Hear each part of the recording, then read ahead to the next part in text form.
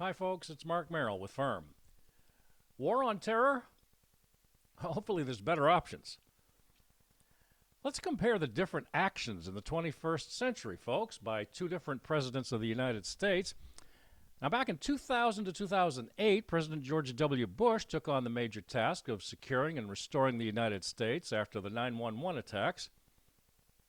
We're grateful.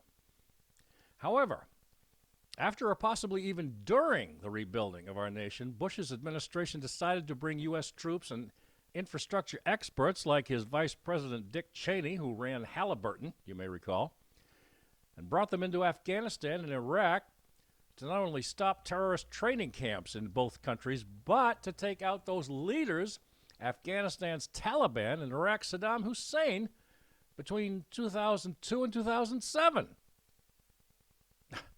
Now, was this a dignified and intelligent way to resolve and punish our enemies?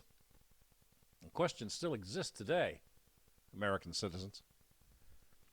As for safety, security, and restoration of prosperity in our country, President Donald J. Trump, 2016 to 2020, and now, in his second term from 2024 to present, has accomplished so much in so little time in different ways and actions within his authority, such as the closing and security of our borders, southern, coastal, and northern, with some exceptions of illegals trickling in, and some illegally forcing their way in Minnesota, New York, and 2 or 3 New England states, including Maine. But Mr. Trump also took out Iran's nuclear facilities operations, gave immense and needed and expected support of Israeli defense forces against Hamas and Hezbollah attacks to defeat them in Gaza and get hostages released. Better and more positive relations with many countries for trade, business operations, oil and gasoline supplies surplus for lower USA prices at the pump and fuel oil, tariffs that have increased our revenues to cut down our deficit while cutting down CCP, Russia, and Iran's world strangleholds on oil and natural gas back to free countries such as ours, and many more actions in only 11 plus months into President Trump's second term. As for the war on terrorism, folks, our state of New York got unfortunately less safe and life on streets of New York City with the election of Socialist Zohran Mamdani on January 1st. Just as a reminder, folks, here's some of his inauguration speech on January 1st. I will wake each morning with a singular purpose: to make this city better for you than it was the day before. There are many who thought this day would never come, who feared that we would be condemned only to a future of less, with every election consigning us simply to more of the same. And there are others who see politics today as too cruel for the flame of hope to still burn. New York, we have answered those fears. Tonight we have spoken in a clear voice. Hope is alive. Hope is a decision that tens of thousands of New Yorkers make day after day, volunteer shift after volunteer shift, despite attack ad after attack ad. More than 1 million of us stood in our churches, in gymnasiums, in community centers, as we filled in the ledger of democracy. And while we cast our ballots alone, we chose hope together. Hope over tyranny. Hope over big money and small ideas. Hope over despair. We won because New Yorkers allowed themselves to hope that the impossible could be made possible. And we won because we insisted that no longer would politics be something that is done to us. Now it is something that we do. Well, that may be somewhat true, folks, but on a regular basis here, when it comes right down to everyday Americans liking to live by the Constitution and the laws that are already established here over 200 and close to 250 years ago, coming up soon, we kind of like things the way they were established by our founding fathers.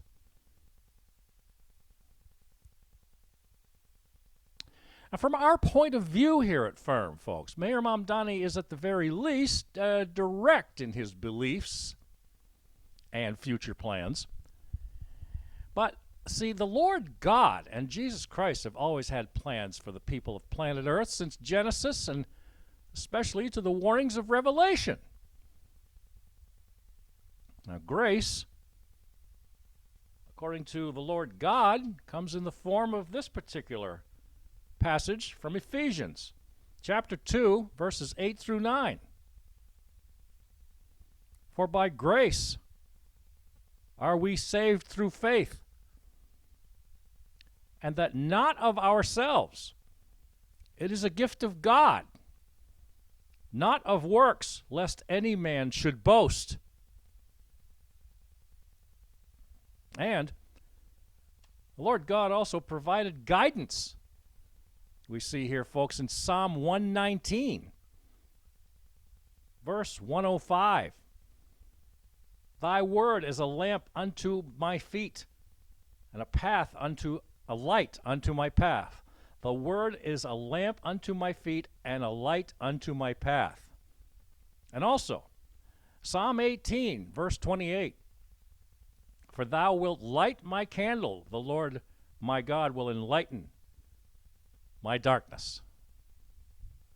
As for the ongoing political and social media battles for who's right and who's wrong, the Minnesota-Minneapolis City ICE encounter has put nothing but tension and threats of more violent behaviors against ICE, including leftist radicals who want to impeach DHS Secretary Kristi Noem and to dismantle Customs and Border Patrol and ICE through an act of Congress.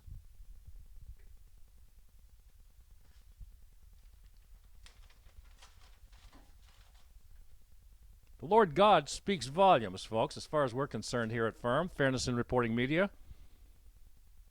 We're talking about a war on terror. There's a lot better options, as you heard from those words. Now, as far as the other side of the coin, folks, as far as what ICE actually does, we see a picture here of the feds arriving in Lewiston, Maine. Homeland Security Investigations, HSI, which is a division of Homeland Security and ICE, knocking on the doors of a Somali main care racketeering operation in Lewiston. Right there.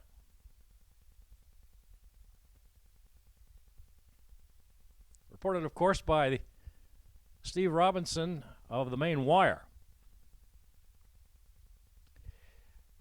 But including those things that happened there recently, words of hate and violence, which always seems to come from the left, folks. Here now comes a few calm but direct words of wisdom from a former ICE officer himself and director, David Potvin, who was recently interviewed on GHRT of WVOM Radio in Bangor, and gave his expert views on the Minneapolis ICE incident and his own experiences. Or DHS, ICE, HSI case where Homeland Security investigations where they're investigating a crime. And that's what they do. That's what they were created for, is to investigate crimes. So absolutely, ICE can investigate and arrest U.S. citizens. That's part of their mandate. David, given the emotions that are going on in Minneapolis, given the numbers of people on both sides, including those who are protesting, some of the reports we've gotten back are not nice. Is there any doubt in your mind that both sides are making mistakes under the pressure. If you're an ICE worker, you're being called Nazi and other things. If you're on the protest side, your emotions are running high. We've heard of people who claim they've been knocked down, they've been tear gassed and whatever. Are mistakes likely to be occurring? In all honesty, I would say mistakes will happen. And I've had this discussion with other individuals.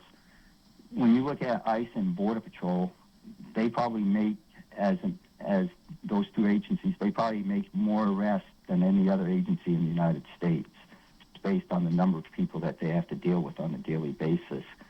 Are they going to be right 100% of the time? Probably not. I can't say that would be an excuse for anything, but I would suspect mistakes would be made, and at that point it becomes the responsibility of our leadership, whether it's local or federal, to say, hey, you need to step down. You can't be interfering with ICE operations. It's just not acceptable, period. As long as, and my take on it, and I said it, I think, months and months back, as long as our leadership in those communities refuse to support ICE, you will continue to have issues, and those issues will continually get worse. And at this point, you say, how much worse can they possibly get? But I do believe they'll get worse until local officials say, we have whether we agree or not with the federal law, we have a responsibility to do our job, and they're just failing to do it, period. Indeed. We thank Mr. Potvin for his insight on that.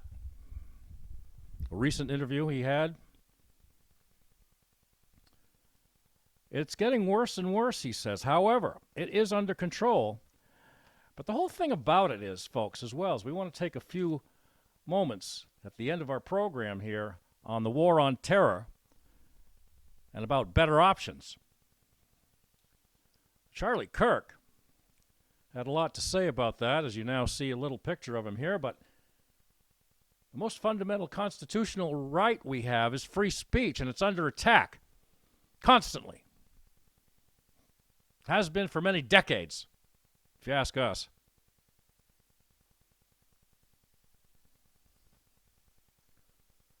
Charlie Kirk said that every American's most fundamental right is under an unprecedented attack.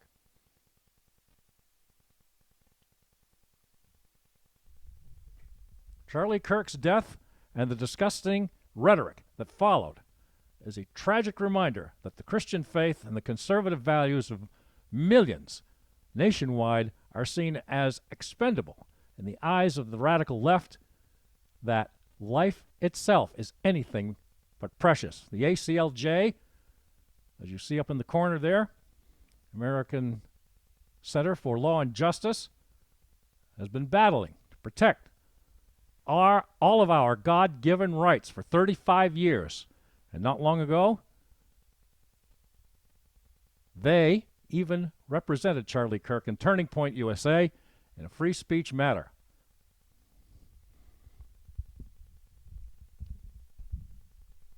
We need Turning Point USA, folks.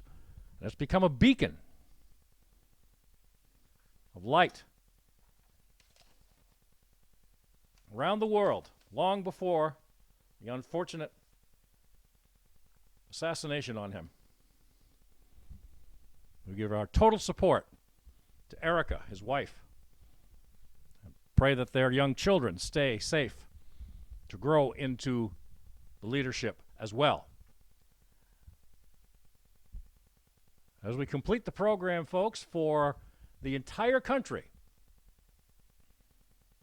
including our own state of Maine and other blue states in the Northeast, we at FIRM will continue to pray for new leadership, for a revival and restoration of faith and guidance, as mentioned, to uphold standards of constitutional and foundational laws that provide all law-abiding citizens a fruitful life, liberty, and unbiased pursuit of happiness. As always, stay safe, folks. Peace to all.